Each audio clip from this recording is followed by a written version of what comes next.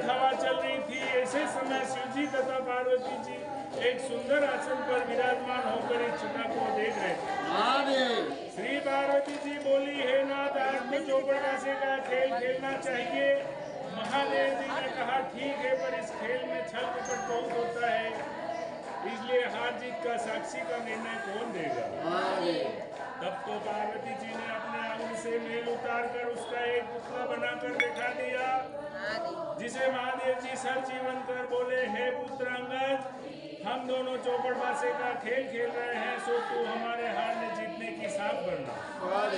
अब चौपड़वासे का खेल शुरू हुआ। महादेव जी ने 2 बार पासे फेंके और अंगद से पूछा, बता कौन हारा और कौन जीता। तो अंगद ने कहा कि आप जीते तथा पार्वती जी हारे। जब तीसरी बार पार्वती जी ने पासे फेंके और अंगद से पूछा, बता कौन हारा और कौन जीता। तो अंगद ने कहा कि यद्यपि इस बार पार्वती जी जीती थी, परंतु अंगद ने सोचा मैं महादेव जी को हारा पाऊंगा तो वह मुझे श्राप दे देंगे। अतः उसने कह दिया कि महादेव जी जीते तथा पार्वती जी हारे। यह सुनते ही पार्वती जी को क्रोध आ गया और क्रोध में आकर अंगद को श्राप दे दिया, जा तू कोढ़ी हो जा और भटकता फिर। तब तो पार्वती जी के श्राप से कोढ़ी मत दुखी हुआ अंगद इधर उधर भटकने लगा। भटकते भटकते एक दिन एक विशाल भयंकर जंगल में जा पहुंचा, जहां उसे 12-12-24 कोस के बीच एक तालाब दिखाई दिया, जिसके आसपास बड़ पीपल के कई पेड़ खड़े थे और वहां पर इंद्राणियां, ब्रह्माणियां, बहुत से देवी देवताओं की स्त्रियां मिलकर वह व्रत कर रही थी। तब तो अंगद ने उन्हें ऐसा करते हुए देखकर कहा कि बहनों, आप ये क्या कर रही हैं। तो देवांगनाओं ने उत्तर दिया कि हम महादेव जी के मनसावाचक व्रत को कर रही हैं, जिसके करने से सभी मनोकामना शिव जी महाराज पूर्ण करते हैं। तब तो अंगद ने कहा कि इस व्रत को तो मैं भी करना चाहूंगा। देवांगनाओं ने उसकी इच्छा को देखकर चावल सुपारी जलाकर व्रत प्रारंभ कराने का संकल्प करा दिया और कहा कि श्रावण महीने के कृष्ण पक्ष के प्रथम सोमवार से इस व्रत को शुरू किया जाता है। उस दिन किसी कुंवारी कन्या के हाथ से 2 पुनी सूत कटवाकर उसका डोरा बनावे, पीली गेरू में रंगे और महादेव जी की पूजन तथा आगे हर सोमवार इसकी डोरे को महादेव जी की पूजन तथा व्रत करता रहे। फिर कार्तिक सुदी चौथ के दिन उसका उजमना करे। उस दिन 4.25 सेर आटा, 1.25 सेर घी, 1.25 सेर गुड़ को घाव में तोड़ बूझ कर उसका चूरमा बनावे और उसका महादेव जी के भोग धरकर 4 बराबर भाग कर लेवे। प्रथम भाग शिव जी को निर्मित कर देवे, दूसरा भाग किसी ब्राह्मण को दे देवे, तीसरा भाग किसी गौ को खिला देवे और चौथा भाग आप स्वयं प्रसाद के तौर पर ग्रहण करें। शेष बिना राजा रंग के छोटे बड़े का भेदभाव किए सबको बराबर बराबर बकरा देवे और डोरा जो बनाया जाता है जब तक व्रत करें स्वयं धारण करें और उद्यापन के बाद उसे जल में पधरा देवे। बस यही इस व्रत का विधान है। तब तो अंगद ने नियमानुसार मनसावाचक व्रत प्रारंभ किया और लगातार 4 वर्ष तक करता रहा। इधर एक दिन बेटे ही बेटे पार्वती जी को अंगद की याद आई। वियोग से घबराकर महादेव जी से कहने लगी कि हे नाथ कोई ऐसा उपाय बतलाइए जिससे कि अंगद घर वापस लौट आए। तो भगवान शंकर जी पार्वती जी से कहने लगे कि हे प्रिय, तुम मनसावाचक व्रत करो, तुम्हारी इच्छा अवश्य पूरी होगी। तब तो पार्वती जी ने भी विधि अनुसार डोरा बनाकर व्रत प्रारंभ किया। जो ही व्रत समाप्त हुआ अंगद कोढ़ रहित होकर विचरण करता हुआ पार्वती जी से आ मिला। तो पुत्र को देखते ही पार्वती जी खुशी के मारे हंसने लगी। तो अंगद ने सोचा कि मैं माता जी के बिना बुलाए लौट आया हूँ, यह जानकर हंस रही है, इसलिए वह गुस्से में भरकर वापस लौटने लगा। तो पार्वती जी ने उसको उठकर पकड़ लिया और बोली कि हे बेटा, फिर से तुम कहाँ जा रहे हो। तो अंगद कहने लगा कि हे माता जी, मैं बिना बुलाए लौट आया हूँ, यह जानकर आप हंस रही, इसलिए मैं वापस जा रहा हूँ। तो पार्वती जी बोली, नहीं बेटा, मैं तुम्हारे आने से नहीं हंसी हूँ, मैं तो मनसावाचक व्रत के प्रभाव को देखकर हंसी हूँ, जिसे कि मैंने तुम्हारे मिलने की इच्छा से किया था। तो अंगद ने कहा कि हे माता, यह व्रत तो मैंने भी किया है। तो पार्वती जी बोली, यह व्रत तूने किया तभी तो तेरे श्राप का प्रभाव नष्ट हो गया, और यह व्रत मैंने किया जिससे मुझे खोया हुआ पुत्र फिर से आकर मिल गया। परंतु बेटा, अब तेरी क्या इच्छा है सो मुझसे कहो। तो अंगद कहने लगा कि हे माता, मेरी इच्छा है कि मैं उज्जैन का राजा बनूं। तो पार्वती जी बोली, अच्छा बेटा, तू अभी उज्जैन चला जा, वहाँ का राज्य तुझे मिल जाएगा। तो माता का आशीर्वाद पाकर अंगद वहाँ से चला, इधर उज्जैन जा पहुंचा। इधर उज्जैन के राजा ने अपनी इकलौती कन्या का स्वयंवर रखा था और शर्त रखी थी कि हथिनी जिसके गले में वरमाला डाल देगी, राजकन्या का ब्याह उससे कर दिया जाएगा।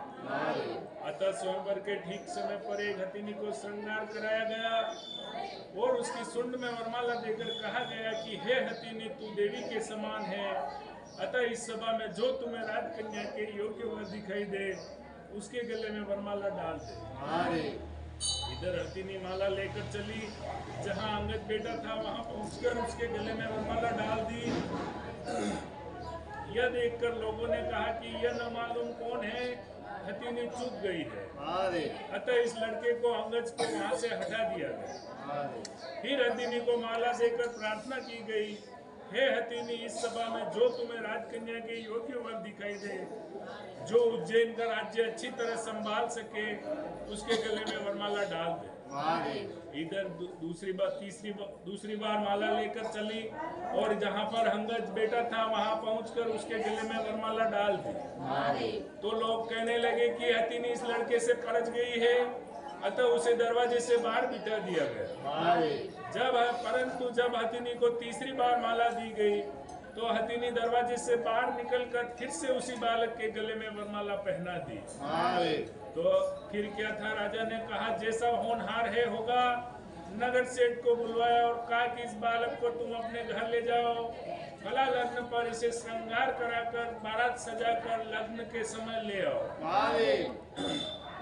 तो नगर सेठ बालक को अपने घर ले गया और लड़के का खूब श्रृंगार कराकर बारात सजाकर लग्न के समय ले आया। बड़ी धूमधाम के साथ विवाह संपन्न हुआ और राजा ने राजपाट कन्या दान में दे दिया। बोल मंचा महादेव की जय। विवाह पश्चात जब महलों में गए तो राजकुमारी ने अंगद से पूछा कि हे नाथ, आपकी जाति क्या है, आपका नाम क्या है और आपके पिता व ग्राम का नाम क्या है। तो अंगद कहने लगा कि हे राजकुमारी, मैं शिव पार्वती जी का लड़का हूँ, मेरा नाम अंगद है। तब राजकुमारी ने कहा कि महाराज, आपकी इस बात को कोई कैसे सच्ची मान सकता है, आप सत्य सत्य बतलाइए, वास्तव में क्या बात है। तब तो अंगद ने अपने पैदा होने की सारी कथा राजकुमारी को कह सुनाई और अपने श्राप व मनसावाचक व्रत के प्रभाव से छूटकर उज्जैन राज्य पाने का सारा वृत्तांत का सुनाया। यह सुनकर राजकुमारी को संतोष हुआ और दोनों सुखपूर्वक रहने लगे। थोड़े दिनों पश्चात अंगद ने कहा कि हे राजपुत्री, मेरी राज्य करने की अवधि पूरी हो चुकी है, अतः मैं अपने माता पिता के पास कैलाश जाना चाहता हूँ। तेरी क्या इच्छा है सो मुझसे कहो। तो राजकुमारी बोली कि हे नाथ, मैं तो पुत्र धन व राज्य का सुख चाहती हूँ। तो अंगद ने कहा कि तुम मनसावाचक व्रत करो, तुम्हारी इच्छा अवश्य पूरी हो जाएगी।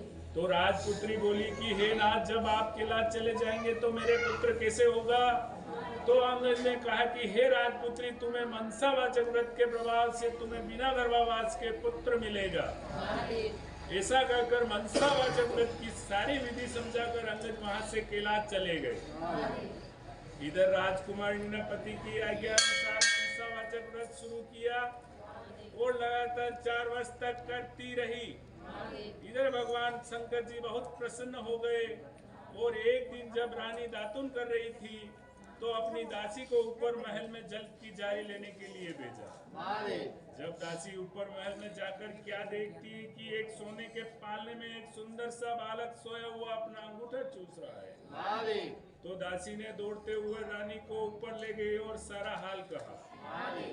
जब रानी ने बालक को देखकर उठाकर छाती से लगा लिया और महादेव जी से प्रार्थना करने लगी कि हे नाथ, यदि आपने मुझे यह पुत्र दिया है तो मेरे स्तनों में दूध पैदा कीजिए। रानी के इतना कहते ही उसके स्तनों में दूध भर आया और सारे नगर में खुशी छा गई और सभी मनसावाचक व्रत को सराहने लगे और बालक का नाम फूलकुंवर रखा गया। फूलकुंवर धीरे धीरे बड़ा हुआ, अब सभी उसे राजकुमार कहकर पुकारने लगे। एक दिन राजकुमार ने अपनी माता से पूछा कि हे माता, मेरे पिता कौन है, उनका नाम क्या है और वे इस समय कहाँ पर है?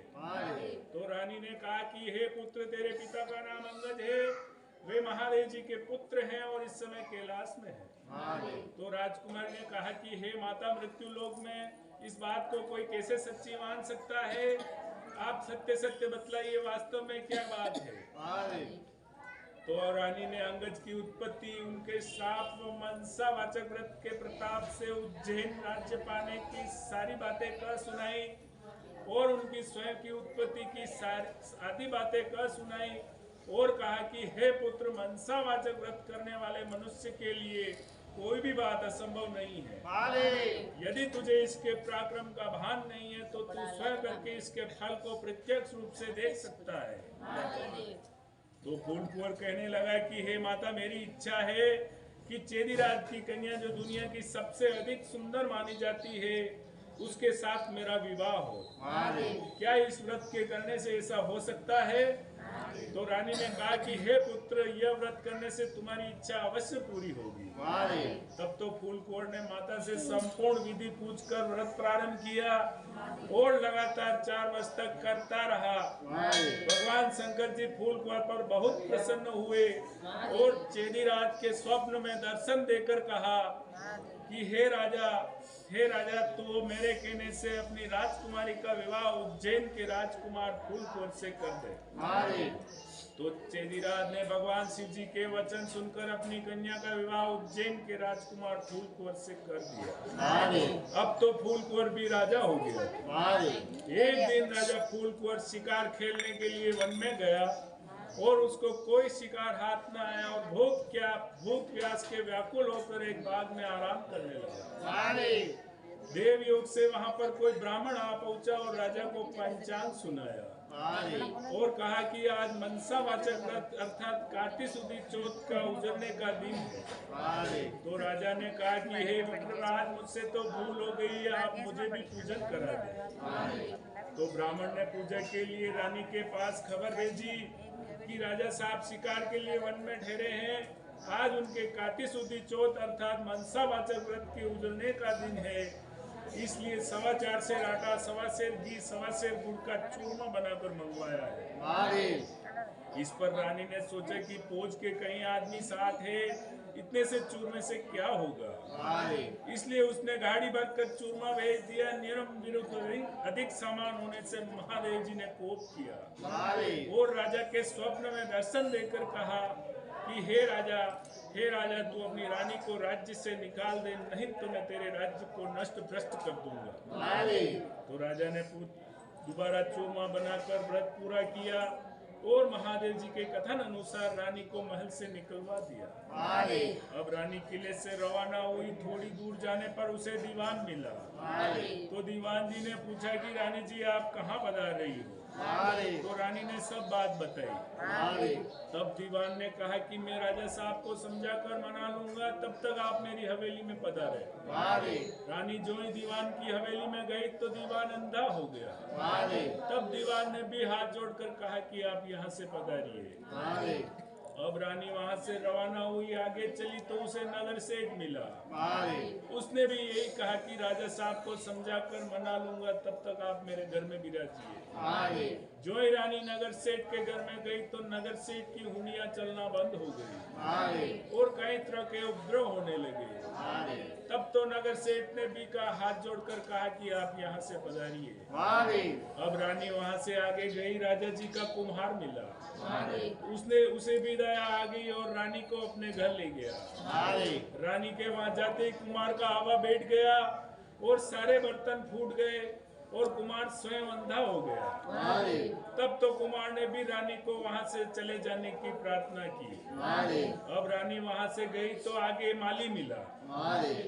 उसने भी यही पूछा कि रानी जी आप कहाँ बदल रही है? तो रानी ने कहा कि राजा साहब ने मुझे देश निकाला दे दिया है।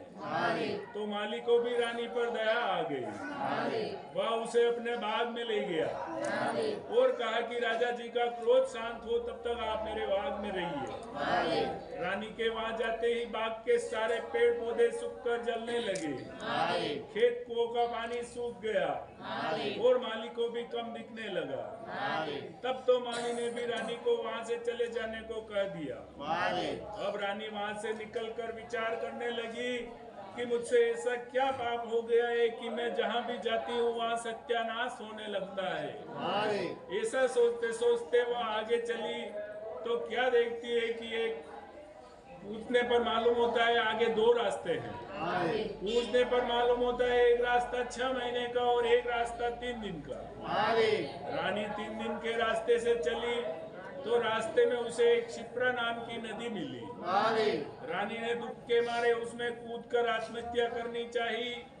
जो ही रानी नदी के अंदर कूदी तो वह नदी भी सूख गई। आगे चलने पर उसे एक पर्वत आया। रानी ने सोचा इस पहाड़ पर चढ़कर गिर पड़ो। जो ही रानी पहाड़ पर चढ़कर गिरने लगी तो वह पर्वत भी जमीन के बराबर हो गया। रानी आगे चली तो उसे एक सिंह दिखाई दिया। रानी ने सोचा इस सिंह को छेड़ूंगा मुझे खा जाएगा तो अच्छा है। जो ही रानी ने सिंह के ऊपर हाथ फेरा तो वह सिंह भी पत्थर का हो गया।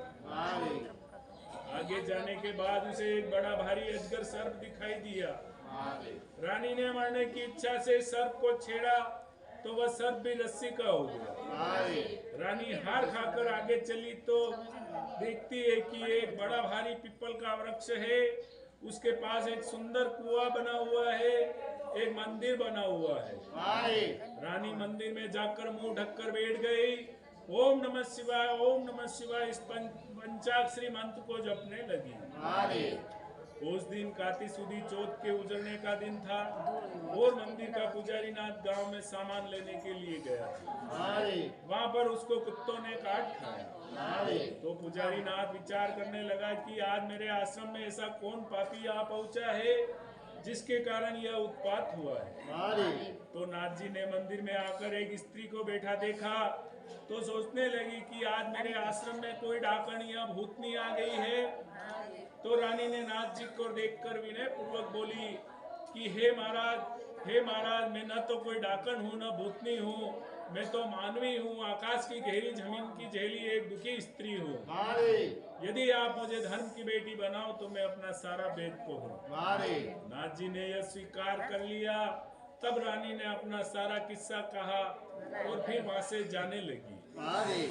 तो रानी भूख प्यास के चल नहीं सक रही थी तो नाथ जी ने उजड़ने का एक भाग का लड्डू दे दिया।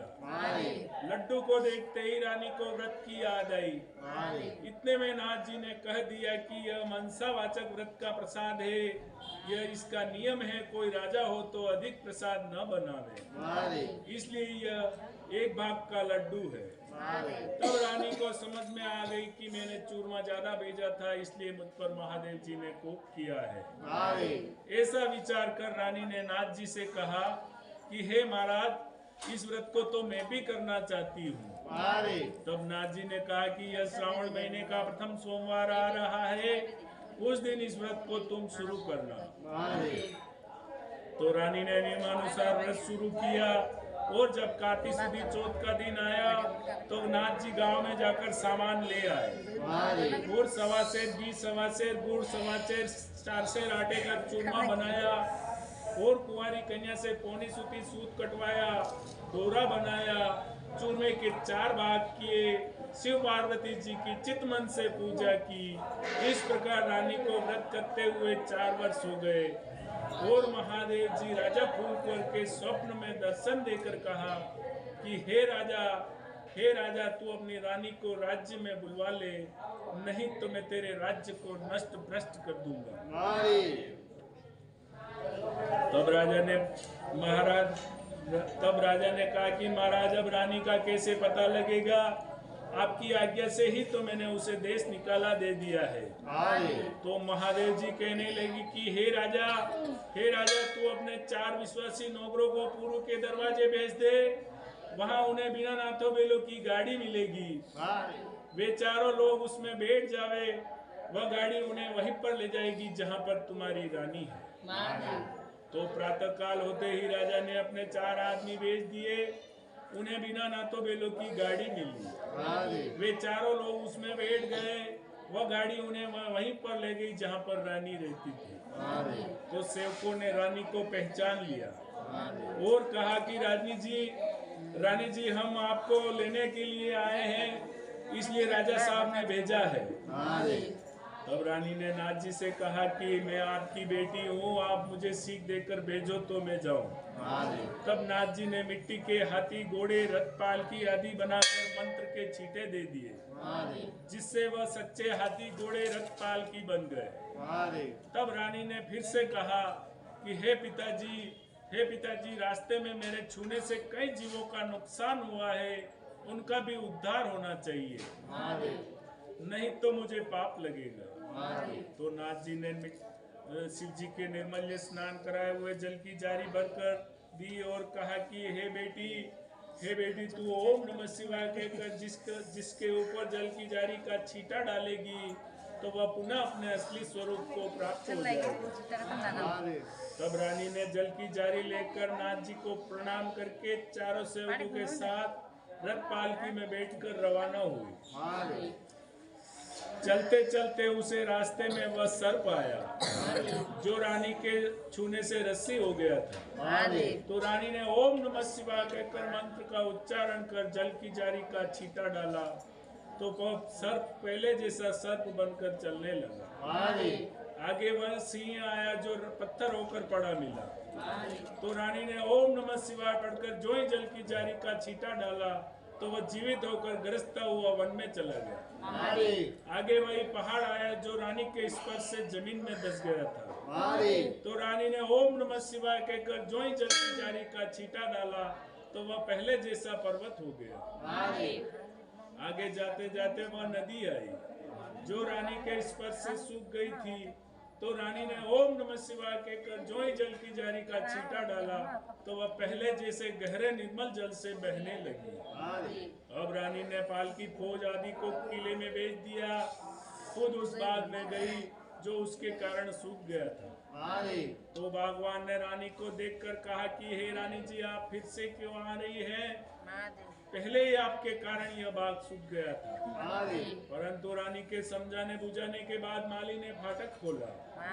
तब रानी ने वहां जाते ही ओम नमः शिवाय कहकर जो ही जल की जारी का छींटा डाला तो वह पहले जैसा अच्छा हरा भरा बगीचा हो गया और वहां से फिर से कोयले बोलने लगी और नाना प्रकार के फल फूल दिखाई देने लगे और खेत कुओं का पानी भी जल भरा है।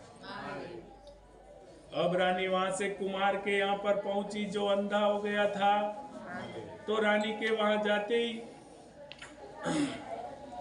जाते ही जल की जारी का छींटा डालते ही कुमार की आंखें खुल गई और कुमार के आवे के सारे बर्तन सोने चांदी के हो गए। तब कुमार ने कहा कि हे रानी जी यह सोने चांदी के बर्तन हमारे पास कौन रहने देगा? तब रानी ने कहा कि इसमें से 4 बर्तन ले जाकर तू राजा जी को भेंट कर देना, शेष तू रखना, यह मेरा हुक्म है।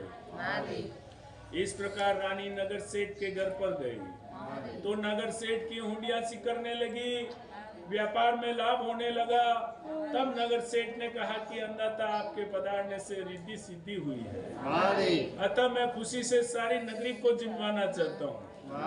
तो रानी ने बात मान ली और नगर में ढिंढोरा पिटवा दिया। कल किसी के यहाँ पर धुआं नहीं निकलेगा, अगर किसी का चूल्हा जला तो उसके ऊपर 11 रुपए जुर्माना होगा। आगे चलने के बाद रानी दीवान जी के यहाँ पहुंची तो दीवान जी की भी आंखें खुल गई, सर्वत्र आनंद छा गया। अब रानी किले में पधारी तो राजा जी ने बड़ा भारी स्वागत किया और जलसा मनाया। दूसरे दिन नगर सेठ ने सारे नगर को जिमवाया और किले में जाकर रानी जी से प्रार्थना की कि अन्नदाता आप भी आरोग्य अब रानी ने कहा कि आज मेरे काती सुधी कोट के उजड़ने का दिन है, किसी भूखे आदमी को जिम्मा कर जिमूंगी। परंतु सारे नगर के लोग तो नगर से के यहाँ पर जिमने गए थे। ढूंढते ढूंढते धोबी घाट पर एक अंधी बहरी कोड़ी धोबिन भूखी पड़ी मिली। रानी की आज्ञा से उसे लाया गया और उसे स्नान कराया गया, और स्नान कराते उसका सारा कोढ़ मिट गया, और उसको जो ही मनसावाचक व्रत की कथा सुनाई, कथा सुनाते उसके लिए स्वर्ग से विमान आ गया, और बूढ़ी धोबिन कथा सुनने और प्रसाद लेने मात्र से सदैव सदैव के लिए वैकुंठ चली गई। इस प्रकार राजा रानी हर साल मनसावाचक व्रत करते रहे, संसार के सभी सुखों को भोगते रहे, अंत में पुत्र को राजगद्दी देकर शिवलोक सिधार गए। बोल मनसा। इस प्रकार मनसावाचक व्रत अर्थात शिव पार्वती व्रत की बड़ी भारी महीना है, और श्रावण महीने के कृष्ण पक्ष से प्रथम सोमवार से कार्तिक सुदी चौथ का यह सर्व मनोवांछित फल देने वाला है। बोल मनसा महादेव की जय। आरती करा। आरती भाई बोलो।